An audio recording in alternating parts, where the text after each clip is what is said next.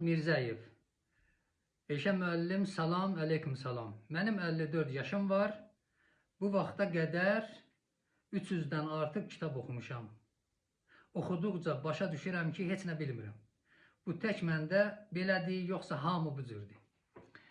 Kənan bəy, inandırım sizi ki, tək siz belə deyilsiniz. Allah rəhmət eləsin, Əllamə Təbatəbaiyə fəlsəfə elmində bir nömrəli alimlərdən idi. Qur'anı fəlsəfə baxımından təfsir eləmişdi. Yəni, bu günə qədər o təfsirin bərabəri yoxdur. Çox dərəcəli, qiymətli bir təfsirdir. Əl-Mizan təfsiri. Bir gün onun şagirdlərindən biri gəlir ustadının yanına.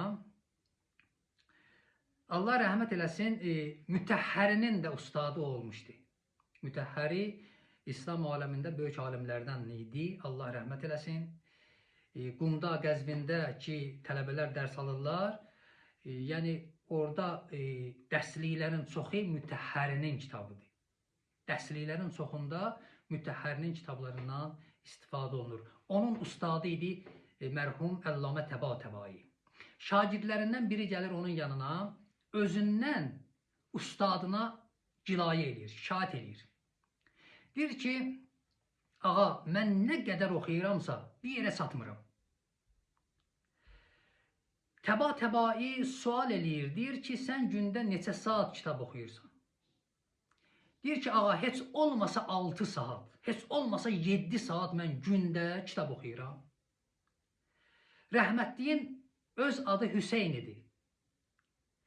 Deyir ki, bala, Hüseyn günün 16 saatın kitab oxuyur. Hara çatıb ki, sən də çatasan.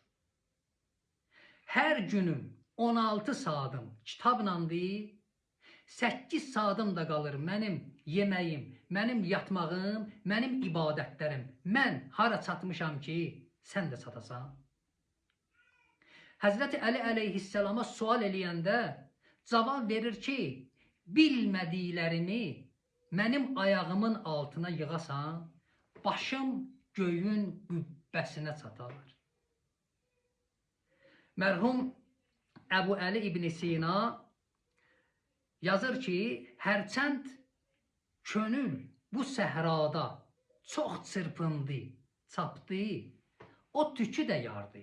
Lakin bir tük qədər şey bilmədi. İnsan oxuduqca, öyrəndikcə görür ki, heç nə bilmir.